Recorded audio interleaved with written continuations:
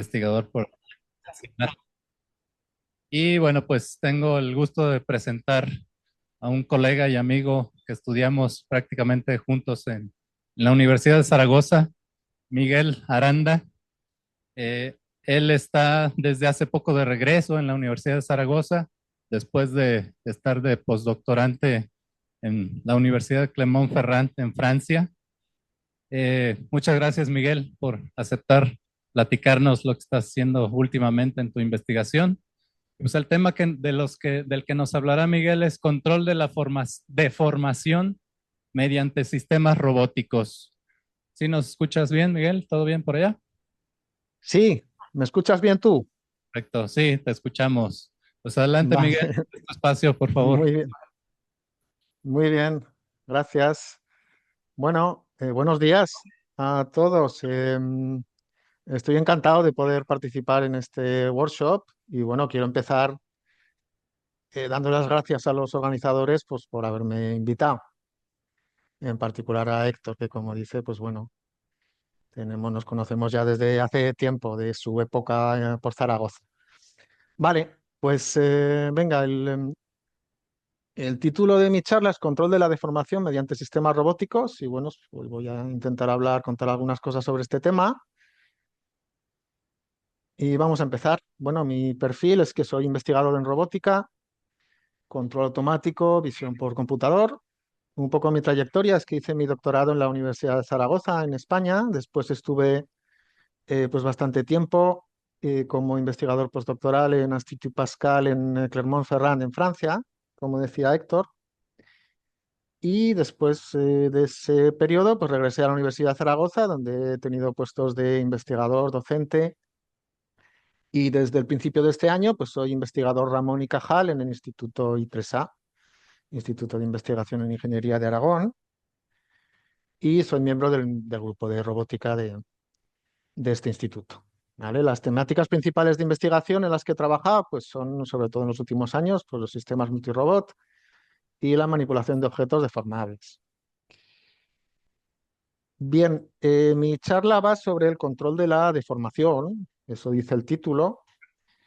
En particular, pues voy a abordar este tema por, digamos, dos vertientes distintas que se corresponden con el tipo de trabajos que he hecho junto a mis colaboradores, coautores. Un tipo de trabajo, bueno, lo he clasificado como manipulación para control de forma y la otra vertiente es control multirobot basado en la deformación. Vale, cuando digo manipulación para control de forma, pues me refiero pues, a lo mejor a este tipo de setup que veis aquí arriba, en el que tenemos unos robots agarrando un objeto. Aquí encima no se ve mucho, pero hay una cámara que está mirando la escena, digamos, al objeto y a los robots. Y la idea es que los robots tienen que ser capaces de controlar la forma del objeto, llevar al objeto a una forma deseada, ¿vale? Y luego el otro tipo de trabajos, pues es más bien trabajos de control multirobot en los que tenemos pues un conjunto, una formación de robots, pues por ejemplo estos cuatro robots móviles con este objeto virtual que veis aquí representado en medio. Y en tareas a lo mejor de transporte o más generales de control de formación es interesante que los robots se muevan de manera conjunta, teniendo en cuenta un poco la minimización de la deformación, ¿no? Para completar tareas, pues llegar a sus posiciones deseadas, evitando obstáculos, evitando pues a lo mejor romper algún objeto que estén transportando, etcétera. Entonces, esas son un poco las dos categorías de métodos de los que os voy a hablar. Voy a empezar por los trabajos que hemos hecho en la manipulación para control de forma. ¿Cuál es la motivación de esto? Bueno, pues que el control de forma es complicado. ¿Por qué? Pues porque los objetos deformables son difíciles para los robots. Todos conocemos pues, estos tipos de sistemas que se llevan usando desde hace muchos años, ¿no? Muchas plantas industriales de robots manipuladores, pues que funcionan de maravilla y demás, pero estos suelen ser escenarios en los que los robots pues tienen que interactuar con objetos normalmente rígidos y en entornos estructurados y altamente controlados, ¿no? Sin embargo, en nuestra vida diaria, pues muchas veces interactuamos con objetos deformables, por supuesto, y muchas de las tareas que nos gustaría robotizar, como algunas que veis representadas aquí, pues por ejemplo, ayudar a las personas mayores a vestirse, enrutar cables, recolectar frutas o incluso aplicaciones de cirugía, pues son tareas que nos gustaría que los robots fueran capaces de hacerlas o ayudar en ellas, pero que involucran objetos deformables. Y los objetos deformables, pues bueno, por su definición, pues su forma cambia de manera compleja, la configuración es de muy alta dimensionalidad y esto hace que sean difíciles de modelar, y que el robot sea capaz de saber cómo se va a deformar el objeto cuando el robot lo manipula, ¿no? Es difícil la percepción del estado de estos objetos. En cuanto se empiezan a deformar, pues empieza a haber oclusiones, deformaciones, lo que complica mucho el tener una buena percepción del estado del objeto. Y la planificación y el control también son mucho más complejos, pues porque se hacen en unos espacios de muy altas dimensiones, ¿no? Entonces, bueno, es un poco para motivar porque hay tanta actividad en los años recientes en la comunidad robótica en este campo de los objetos deformables. Os voy a contar un poco cosas que hemos hecho nosotros en este campo. Principalmente han sido para el control de la forma de objetos deformables, eh,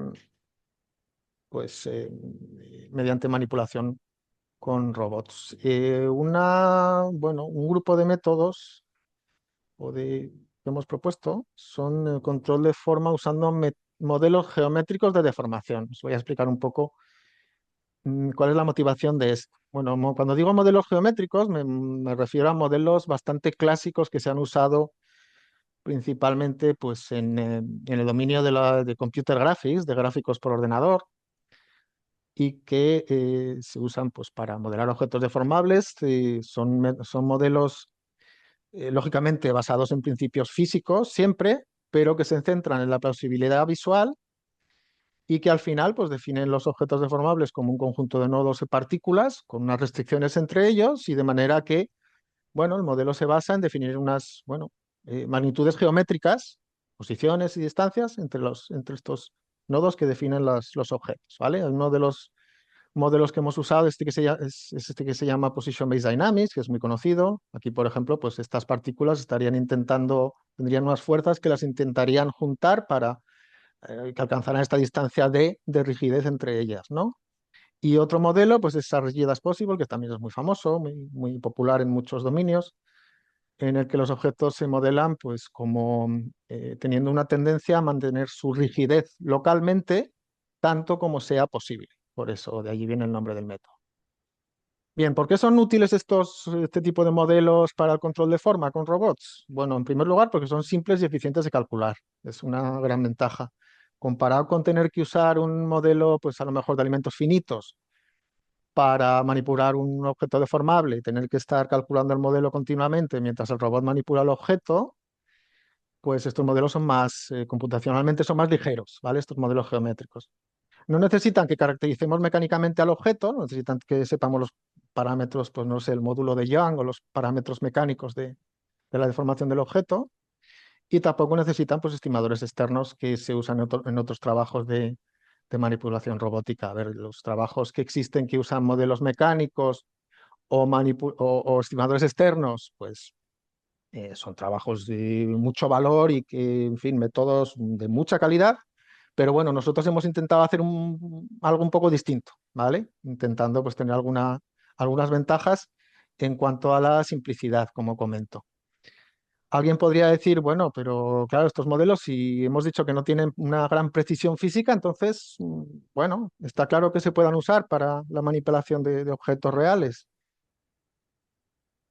Y aquí nuestra perspectiva es que si usamos estos modelos geométricos para calcular una aproximación de la deformación del comportamiento de la deformación del objeto y luego acoplamos este modelo con un bucle de control en el que tenemos una percepción continua de cuál es la forma del objeto real, pues aunque el modelo sea aproximado, no sea muy preciso, al tener esta información, esta realimentación de la forma del objeto real, pues las cosas pueden funcionar bien desde el punto de vista del control. Esta es un poco nuestra perspectiva.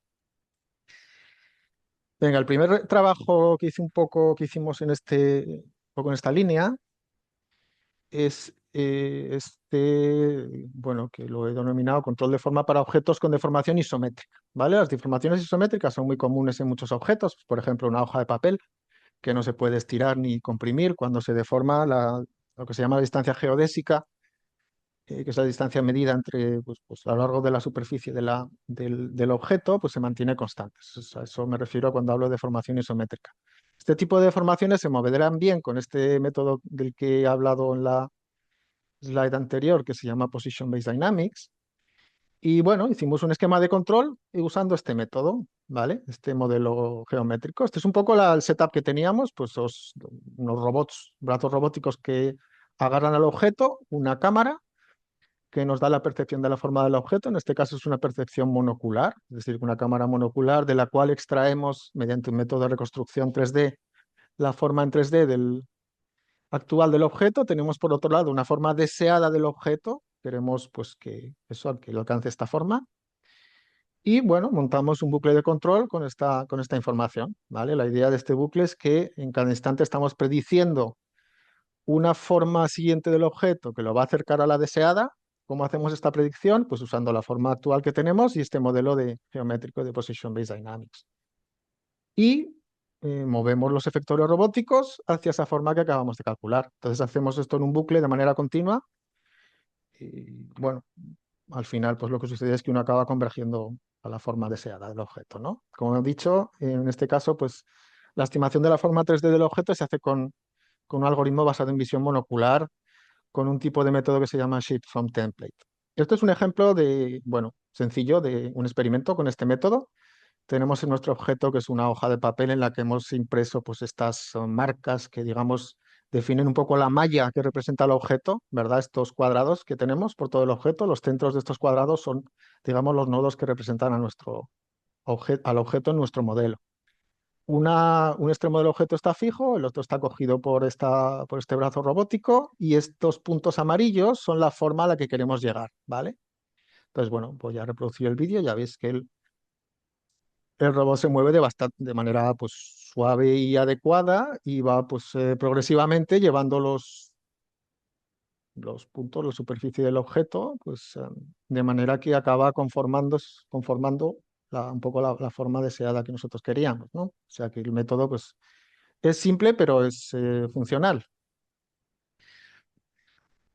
Como este método estaba solo basado, digamos, en una suposición de deformación isométrica, pues después hicimos un poco, exploramos otro tipo de métodos, en particular este que se llama as rigid as possible, del que también os hemos hablado, os he hablado, que es un poco más general en el sentido de que modela bien deformaciones elásticas más generales, ¿vale? Eh, Objetos que se deforman y que tienen una tendencia a volver a su forma en reposo en cuanto dejan de actuar las fuerzas que le están deformando al objeto, ¿no? Ese es un poco el tipo de objetos para los que serviría este método. Asumimos un comportamiento cuasi estático de acuerdo a esta ecuación, en la cual pues esta variable S representa el vector con las posiciones de todos los nodos de la malla del objeto. Sería un vector columna muy largo con las posiciones apiladas de todos los puntos del objeto, ¿vale? Entonces decimos aquí que asumimos pues que esta ecuación se cumple. ¿Esto qué quiere decir? Que las velocidades de los nodos, la derivada temporal de S, es igual a una matriz jacobiana desconocida multiplicada por las velocidades aplicadas por los robots. Cada uno de los robots, pues cada uno de de los efectores que usemos, pues tiene pues puede aplicar una velocidad con 6 grados de libertad, ¿no? 3 de traslación y 3 de rotación en 3 dimensiones, ¿no? Entonces, bueno, este es el modelo que asumimos. Esta matriz J no es conocida para nosotros, entonces la idea de nuestro método es usar una aproximación de esta matriz J o desconocida, aproximándola por esta matriz JA que la calculamos con este modelo geométrico as rigid as possible ARAP, ¿vale? Esa es un poco la idea básica. Una vez que tenemos esta matriz JA, que es la aproximación nuestra del comportamiento del objeto, pues calculamos una ley de control para mover a los robots, que es una ley de control muy clásica de control visual, básicamente pues basada en la matriz pseudoinversa de la matriz jacobiana, ¿vale? Multiplicada por el error, que es pues eso, nuestro vector de error, que es la diferencia entre los valores de los puntos actuales menos las posiciones deseadas.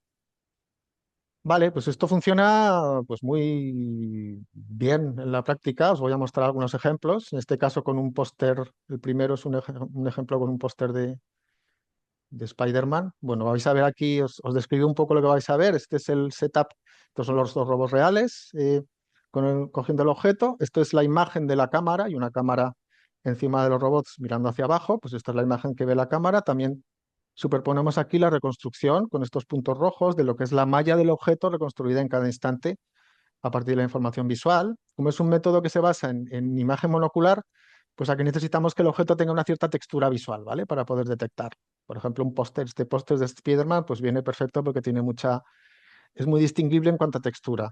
Aquí se representa arriba la señal de error a lo largo del tiempo y aquí pues tenéis una visualización de la escena pues en este escenario virtual. Lo que se aparece en color rojo pues es la forma deseada, ¿vale? Bueno, voy a reproducir el vídeo y vais a ver pues que se alcanza con buena precisión la forma deseada del objeto.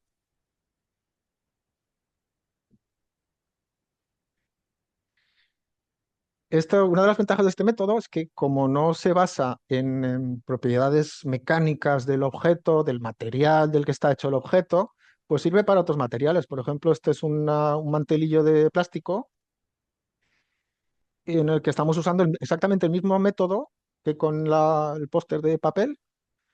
Y bueno, también nos sirve. Lo único que tenemos que hacer es acoplarle una malla al objeto que sea lo suficientemente adecuada para representar su deformación y bueno, el método funciona igual. También usamos, por ejemplo, pues estos son un tipo de objeto que es una pieza de caucho de un neumático que se usa en la industria de los neumáticos y pues también el método también se podía aplicar en este tipo de objetos. Vale, y esto es, a ver, así rápido, una prueba en la que,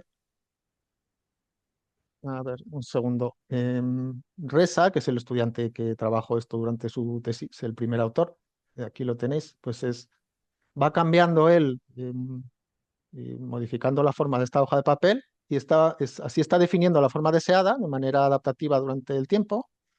Y los robots lo que intentan es hacer un tracking, un seguimiento de estas formas que está él definiendo pues de manera manual, ¿vale? Entonces es digamos, es una versión, una implementación un poco más interactiva del mismo método.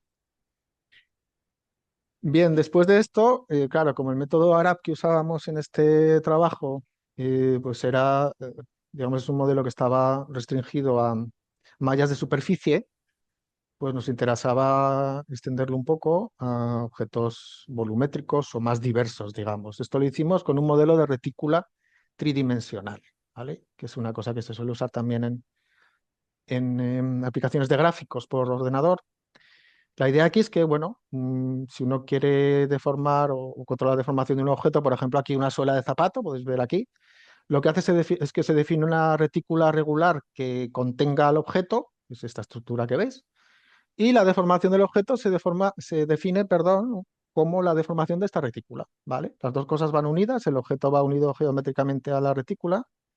Entonces, para representar la deformación, pues como podéis ver aquí en estos ejemplos, lo que hacemos es deformar esta retícula y el objeto pues se deforma junto a ella. Entonces, esto es una manera de simplificar el tratamiento de la deformación, sin tener que preocuparnos pues de todos los detalles que pueda tener la superficie del objeto, ¿no? Ranuras o cualquier, bueno, todos textura así muy detallada, que en muchas aplicaciones prácticas pues no nos interesa, ¿no? En cuanto a controlar la deformación del objeto. Otra ventaja de este método es que permitía, pues, se podía aplicar con objetos de tipos muy distintos, incluyendo pues, cables, como podéis ver aquí, o papeles, o esta especie de lámina de espuma, porque lo único que necesita es que uno defina una retícula de estas características que contenga al objeto que uno quiere manipular. Entonces, bueno, aquí usábamos también el modelo ARAP para eh, modelar la deformación del objeto. En este caso el método usaba una técnica de percepción basada en cámara 3D con nubes de puntos del estilo de lo que podéis ver aquí. La cámara que está aquí en este setup pues es una cámara 3D en este caso. Y bueno, también usábamos una forma analítica exacta de la matriz jacobiana que hacía el método más eficiente. Vamos a ver algún resultado también en vídeo. Con objeto tipo cable. ¿Veis? De nuevo, bueno, los puntos en color rojo son la forma deseada a la que queremos llegar y, bueno, pues como veis se puede alcanzar. En este caso también definíamos lo que llamamos servo imparcial, que quiere decir que controlamos no la forma completa del objeto, sino pues algunos puntos seleccionados. que en muchos casos son suficientes para determinar de manera completa la deformación o el estado deseado del objeto, ¿no? Esto también un ejemplo con el cable en 3D, que es, bueno, pues un escenario pues lógicamente más complicado, ¿no? Es más complicado controlar en 3D la deformación de este tipo de objeto tipo cable, pero bueno, el método también pues más o menos conseguía hacerlo bien, ¿no? Y pues algún objeto más, pues por ejemplo, pues este el que se mostraba antes, este tipo de espuma que se usa para embalaje, pues también, bueno, hicimos experimentos con este tipo de objeto y también funcionaba bien, controlando pues tanto la forma completa como aquí, pues estas regiones que se ven en color verde más marcado, pues son las que se estamos controlando, solo estamos controlando esas regiones y no el objeto completo, digamos. Pues, el método permitía también hacer ese tipo de control parcial. ¿M? También usamos este tipo de métodos geométricos para objetos deformables lineales con una versión simplificada. Los objetos deformables lineales, pues esto, a ver, me estoy refiriendo a objetos pues, en los que hay una dimensión que domina respecto a las otras. Pues, por ejemplo, pues, cables, cuerdas, incluso tallos de plantas, este tipo de objetos, mangueras. em, pues son objetos lineales y que por sus características específicas pues, se pueden modelar, admiten modelados pues, un poco particulares, ¿no? Entonces hicimos un modelo que simplificaba un poco los modelos geométricos anteriores para hacer al final una matriz jacobiana constante en 2 dimensiones en principio para controlar este tipo de objetos. Voy a poner este primer vídeo. Bueno, aquí simplificábamos un poco la percepción porque estamos usando aquí de nuevo unos marcadores, como podéis ver aquí en el objeto, para que la cámara que está viendo frontalmente al objeto pues fuera capaz de conocer la posición de estos puntos y llevarlos, el objetivo es llevarlos a estas posiciones marcadas como círculos de colores, ¿vale? Vale, vamos a ver el movimiento. Como veis, pues el método funcionaba bien y, y con bastante precisión, además. Y este es otro ejemplo, pues con un objeto distinto y 3 puntos en lugar de dos, ¿vale? Como podéis ver, pues el objeto es distinto, como nuestro modelo, pues bueno, solo hace una suposición, digamos, geométrica sobre el comportamiento de la deformación. No, bueno, se puede usar directamente en distintos tipos de objetos, independientemente del material en el que estén hechos, etcétera. Vale. Luego extendimos esto a 3 dimensiones con posterioridad. Bueno, este primer trabajo era un trabajo de Omid Agayansade, un estudiante también en su momento de tesis. Y, y luego, pues con un estudiante ya en la Universidad de Zaragoza, Miguel Burg, pues también hicimos una extensión a 3D. Es decir, el mismo tipo de método basado en este modelo simplificado, pero bueno, haciendo que funcionara también en 3 dimensiones. Aquí, bueno, veis un poco el mismo tipo de sistema, llevando estos 2 nodos a posiciones deseadas, marcadas en color rojo. Y aquí podéis ver que la pinza robótica, pues, disculpad, inicialmente pues se vuelve un poco hacia atrás, ¿verdad? Se aleja de la cámara, lo que quiere decir que se está moviendo, digamos, el objeto se está deformando en 3 dimensiones. No se está manteniendo en un plano, sino que se está deformando en un espacio 3D.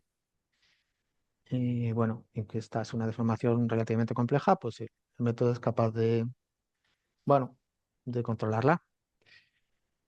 Otro método, em, ya saliéndonos de lo que os he estado contando hasta ahora de los métodos basados en modelos geométricos, también hemos hecho alguna cosa basada en aprendizaje, ¿vale?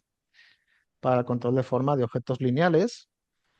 La idea era tener un modelo general usando pues, el poder que tienen las redes neuronales profundas, que todos los conocemos, lo conocemos muy bien, ¿no? Tienen muchas capacidades. Entonces, bueno, hicimos aquí, es un trabajo de Melody Daniel, que también estaba haciendo un postdoctorado en ese momento en Institut Pascal en Francia. Y la idea pues, es que se hace un método de aprendizaje por refuerzo usando el algoritmo de DPG, actor crítico. Bueno, tenemos este tipo de setup. En simulación tenemos estos 4 puntos que pretenden representar la forma del objeto y bueno, la idea es entrenar una red neuronal con aprendizaje por refuerzo y que luego seamos capaces de transferirla al objeto, a objetos reales, ¿verdad? El método era multiagente en el sentido de que se usaban dos agentes distintos en el de aprendizaje por refuerzo, uno para controlar la posición y otro para controlar la orientación del efector del robot. Y el entrenamiento pues era puramente en simulación, ¿vale? Entonces, bueno, en estos casos, como sabes, pues existe bueno, la cuestión de si luego eso se puede transferir al escenario real, ¿no? En este caso, pues bueno, sí que se consiguió. Estos son experimentos reales. Tenemos aquí el setup con el robot agarrando este objeto, que tiene aquí 4 puntos marcados, que son, bueno, tienen 4 marcadores de un sistema de captura de movimiento que nos permiten saber en todo momento pues, cuáles son las posiciones en 3D de estos 4 puntos y usarlas para el control. Les vamos a ver cómo se comportaba. En primer lugar, veis que se orienta el efector y después se traslada, ¿vale? Y así es como estaba diseñado este método, haciendo primero una control de orientación y luego traslación. De manera que, bueno, veis que hay una deformación considerable del objeto y el método es capaz de alcanzarla con una buena precisión. Si no hacíamos esto de separar el agente de orientación del agente de traslación, bueno, de orientación, de rotación, como lo queréis llamar, y de traslación, pues no funcionaban las cosas, sobre todo al intentar transferirlo al sistema real, hacer el sim to real, pues intentábamos hacer solo traslación o bien aprender que la red aprendiera tanto la traslación como la orientación juntas, pues no se conseguía que funcionara. Por eso tuvimos que hacer ese desacople que funcionaba bien. Estos son tests con distintos tipos de objetos, con distintas longitudes, distintos materiales, para demostrar que el modelo aprendido pues se podía generalizar directamente o usar en distintos tipos de objetos sin tener que hacer un ajuste. Vale, pues voy a terminar esta primera parte y voy a pasar, eh, que va a ser más rápida esta segunda parte, al control multirobot basado en la deformación. ¿Vale? Que esto, pues aquí lo que hacemos es, hemos intentado usar pues medidas de deformación o el concepto de la deformación para ayudarnos en tareas de multirobot. Voy a explicar un poco distintos trabajos también que hemos hecho. Este es un primer trabajo en el que hacíamos transporte multirobot con control de la deformación y restricciones de seguridad. Es un trabajo de Rafael Erguedas durante su tesis doctoral en la Universidad de Zaragoza. Entonces, este es el setup que teníamos. Pues tenéis aquí pues, 4 robots, ¿veis? 1, 2, 3, 4, agarrando este objeto deformable. La tarea consiste en que los robots tienen que llevar el objeto a esta configuración deseada, manteniendo un cierto control sobre la deformación, porque si no, pues podrían romper el objeto, etcétera, y a la vez evitando pues, obstáculos que pueda haber en el camino y demás. La evitación de obstáculos y de riesgos en general en este trabajo se hace con lo que se llaman funciones de barrera de control, control barrier functions, que es un método bastante potente para este tipo bueno, de requerimiento. Y en este caso se asumía también un modelo de movimiento realista de los robots, con un modelo de segundo orden de doble integrador, capaz de representar inercias, etcétera. Entonces, bueno, pues vamos a ver un ejemplo de cómo se comportaba este método. Esto es un escenario pues, real con 4 robots móviles. Esto es una representación virtual de un objeto virtual, ¿vale? Esta malla que veis aquí. La idea es que los robots tienen que alcanzar estas posiciones deseadas y por lo cual pues van a tener que deformar el objeto, pero bueno, tienen que deformar solo de la manera necesaria, no ni más ni menos, y pues tienen que evitar además pues dañar al objeto y también pues evitar chocarse con obstáculos. Estos dos discos que veis aquí pintados pues representan obstáculos, ¿vale? Vamos a ver cómo se movían los robots en este ejemplo. Ya veis que desde el principio están ya intentando ajustar sus posiciones para encajar con las que van a tener al final. Y mientras se mueven hacia el destino, pues van también esquivando los obstáculos, ¿no? Por ejemplo, este robot ahora pues va a tener que detenerse para no chocarse con este disco móvil que está pasando por arriba, ¿no? Entonces, bueno, se están haciendo pues varias cosas a la vez, ¿no? Controlando la deformación, moviéndose hacia el destino y evitando también los riesgos y las colisiones. Finalmente, pues alcanzaban las posiciones deseadas. También un poco en esta línea de controlar la deformación, con Raquel Marcos, una estudiante también de la Universidad de Zaragoza, pues hemos hecho recientemente trabajos basados en modos de deformación, también un poco aplicables a tareas de transporte. Podríamos tener un setup, por ejemplo, de este tipo, con varios robots que transportan un objeto deformable, pues que puede ser, no sé, un colchón o una tipo manta, o bien que este objeto deformable que llevan los robots se usa para, pues, poner objetos encima y transportarlos, ¿no? Encima del objeto deformable. En general, el uso de sistemas multirobot para transporte de objetos deformables, pues ya podéis imaginar que tiene las principales ventajas que tiene, es que permite, pues, transportar objetos más grandes, pesados, etcétera, que con un solo robot, pues, no se podrían transportar, ¿no?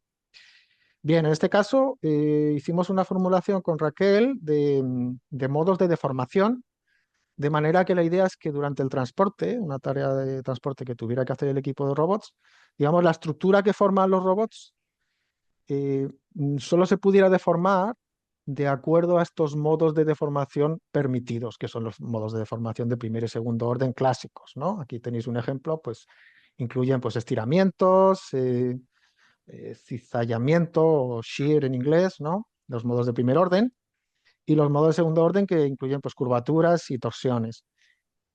Entonces, bueno, como ejemplos voy a mostrar aquí, pues, el mismo ejemplo, con dos controladores, uno en el que no se controla la deformación, que es este de arriba, y otro en el que aplicábamos este control de la deformación con modos de deformación. En ambos casos, la tarea consiste en que los robots tienen que atravesar, pues, este pasillo curvo que está aquí representado, ¿vale? Sin chocarse lógicamente con las paredes, y tiene que llegar, pues, a esta configuración que está pintada arriba. Vamos a ver la diferencia entre los dos casos.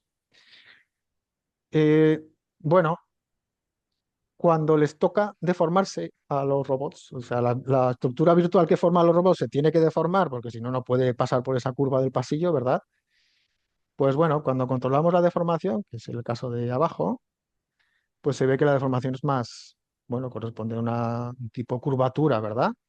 Es una deformación más apropiada, no se está estirando tanto el objeto, se está manteniendo una deformación más uniforme, una configuración más equilibrada. Mientras que en el caso de arriba, pues se empieza a ver que, bueno, pues eso, cada robot empieza a ir un poco más a su aire, ¿no? Sin mantener tanto la cohesión como aquí abajo. Entonces es un poco la ventaja del método propuesto.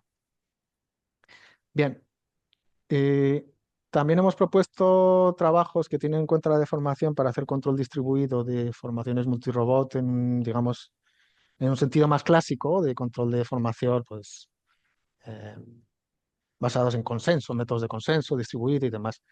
Estos métodos de consenso, los habituales o clásicos, permiten alcanzar unas formaciones, por ejemplo, si tenemos cuatro robots, permiten que alcancen, pues, este tipo de configuración geométrica, salvo una traslación, es decir, se puede alcanzar en cualquier localización del espacio, pero de por sí no permiten un control de las trayectorias, de qué es lo que pasa, cuál es la configuración de estos cuatro robots hasta que alcancen la formación, ¿vale? Entonces, para poco contribuir en ese campo, definimos un nuevo controlador que era una suma ponderada de controladores ya existentes para distintos tipos de formaciones, de manera que cada tipo incluya el siguiente. Eran tipos de formaciones, pues, de traslación, de similaridad, es decir, igual que la configuración nominal, pues esta formación de similaridad, pues bueno, permite una rotación, escalado y traslación de la configuración nominal. Y también, pues, otro tipo es la deformación afín, que luego la veremos también.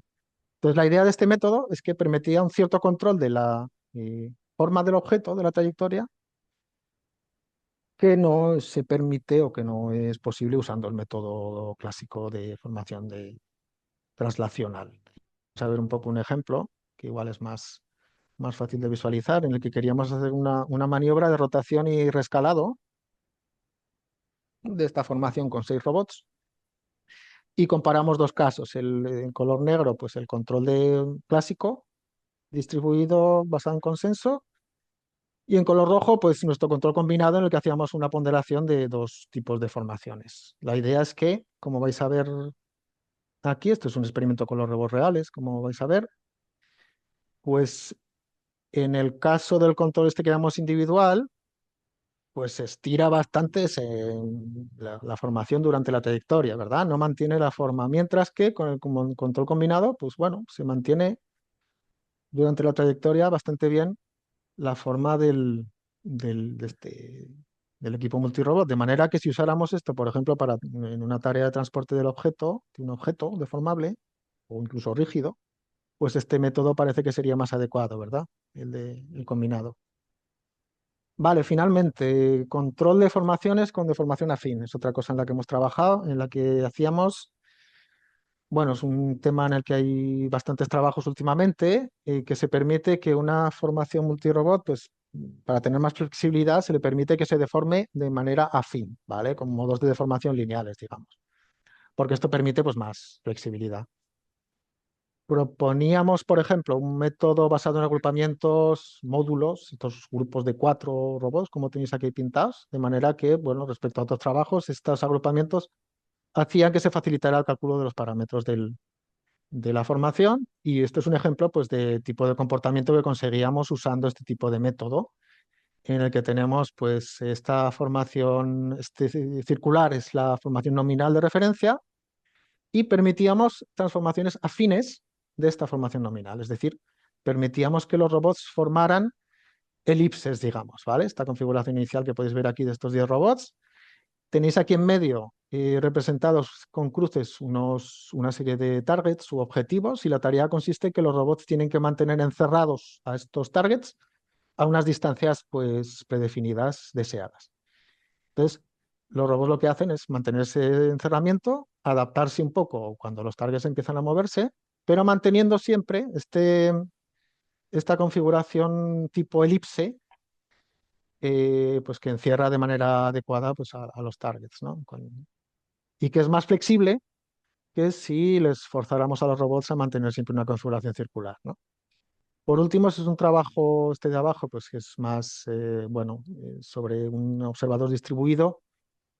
También para formaciones afines tenemos aquí estos, de lo que está representado aquí, pues estos 3 círculos son como 3 líderes de la formación afín, y los otros robots representados en rojo son los seguidores. La idea es que en este trabajo se define un método de observación de manera que cada uno de los seguidores puede obtener la información de su posición deseada en la formación y las derivadas de alto orden también, pues velocidad, aceleración, etcétera, de manera muy eficiente, muy precisa y muy rápida, para poder adaptarse a la formación afín que está definida por los líderes. Ahora lo vais a ver cuando reproduzca el vídeo, pues los líderes se van a empezar a mover y los robots en rojo pues van a ir rápidamente, veis que convergen a sus posiciones deseadas, que son las cruces, y se mantienen en ellas, incluso pues aunque los líderes pues se sigan moviendo de una manera pues independiente y compleja, etcétera. Vale, como conclusiones, pues bueno, os he encontrado algunas cosas sobre trabajos que hemos hecho sobre el control del fenómeno de la deformación usando robots, tanto para controlar la forma de objetos deformables como para usar pues, medidas de deformación en tareas multirobot. Hay muchas cosas que mejorar y que extender en trabajo futuro, como os podéis imaginar, pues empezando por robustez, adaptabilidad, hacer los sistemas pues más, pues que se puedan adaptar mejor a cambios en los escenarios de aplicación, ¿verdad? Que sean más autónomos los robots, que no haya que darles tanto trabajo hecho antes de que empiece la tarea, que el movimiento sea más eficiente en algunas de las tareas, igual os habéis fijado que los movimientos pues no eran del todo rápidos. Y también nos interesa pues, el aspecto de la colaboración con humanos, sistemas de interacción humano-robot. Por último, para daros una idea también de los proyectos en los que participamos que están relacionados con estas temáticas, pues os hablo un momento del proyecto REMAIN, que es un acrónimo que significa Robotic Remanufacturing of Deformable Industrial Products, que es un proyecto que tiene como objetivo promover la remanufactura robotizada. Es un proyecto del programa Interreg Sudoe, que es un programa de la Unión Europea, centrado en la región del suroeste, de ahí viene el nombre, de Europa. Entonces, pues es un proyecto en el que estamos 9 socios, en España, Francia y Portugal. Estas son las localizaciones geográficas. Y el consorcio pues incluye pues, tanto centros tecnológicos, universidades, empresas, cámaras de comercio. Y bueno, la idea de este proyecto es que sobre todo está centrado en la industria del calzado y textil, que es bastante potente en nuestra región, y bueno, se intenta promover la remanufactura, que es una actividad de economía sostenible, cuya, bueno, la idea de la remanufactura es desensamblar productos que hayan sido, bueno, desgastados o dañados, reparar o sustituir las partes dañadas y volver a ensamblarlos o producirlos para dejarlos, digamos, entre comillas, como nuevos, ¿no? Eso sería el objetivo de la remanufactura, que como podéis imaginar, pues tiene mucho interés desde el punto de vista también de la sostenibilidad, porque reduce los residuos, el uso de materias primas, etcétera. Entonces, la idea de este proyecto es que queremos dar pasos para promover pues, los procesos de remanufactura, en particular de objetos de la industria del calzado, pues, que son objetos deformables, y del textil. ¿Vale? Que algunas de las actividades de un proceso de remanufactura, pues que los robots puedan ser capaces de realizarlas, algunas de las operaciones dentro del proceso, ¿vale? Que es un proceso obviamente complejo y que es un campo en el que hay mucho por hacer. Bueno, pues esto es todo por mi parte. Mm, Tengo que dar muchísimas gracias a todos los colaboradores que han aparecido en las listas las referencias que he puesto en mis slides de los trabajos y demás. Ya habéis visto que aparecían muchos nombres, pues estoy muy agradecido a todos ellos. Ha sido un placer trabajar con todos ellos. Bueno, tenéis aquí mi email y mi web. Cualquier pregunta, cualquier cuestión que tengáis, me podéis contactar, por supuesto, sin ningún problema.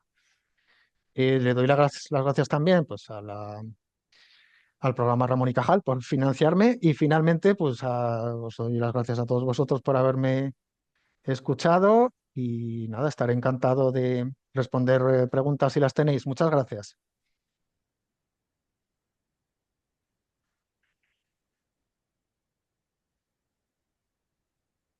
Muchas gracias, Miguel. Muy interesante tu presentación. Y vamos a ver si hay alguna pregunta por aquí. Acá hasta atrás. Paso el micrófono para que se escuche. Del primer tema de los brazos robóticos que pueden pues, alcanzar un objetivo, ¿qué tanto dentro del ámbito de la metalurgia se podría utilizar para, por ejemplo, que las fábricas fabriquen sus propias piezas en vez de otras, en vez de exportarlas, por así decirlo, tipo un producto? O sea, que fabricaran los brazos robóticos después de que se calienta un metal, se le pasa a ellos, ellos lo controlan y lo deforman a la pieza necesaria. Mm, Sí, parece una aplicación bastante clara, sí. Nosotros, bueno, nos hemos centrado en otro tipo de aplicaciones, más de a lo mejor en tareas de ensamblado, de piezas que son un poco, que no son completamente rígidas, sino flexibles. Pero sí, a ver, ya tampoco se tenga yo un conocimiento muy preciso del estado del arte a día de hoy, de qué es lo que se está haciendo en la industria, aunque industrias, pero lo que comentas sí podría parecer una aplicación bastante razonable, ¿no? ¿Tienes alguna experiencia en ese campo? No, solo era una duda. Vale, muy bien. Pues sí, sí, me hace una idea muy, sí, muy buena idea. Y los métodos al final, pues es cuando hay objetos que son deformables o que tienen, pues eso, que es difícil predecir, digamos, cuál va a ser su forma, pues los métodos que hemos usado que se pueden usar para, pues eso, que son adaptables, digamos, a cambios de forma, ¿por qué no se pueden usar, sí? Y nuestros métodos y otros que existen, claro. Sí, parece un campo interesante, sí. Bien, ¿alguna otra pregunta?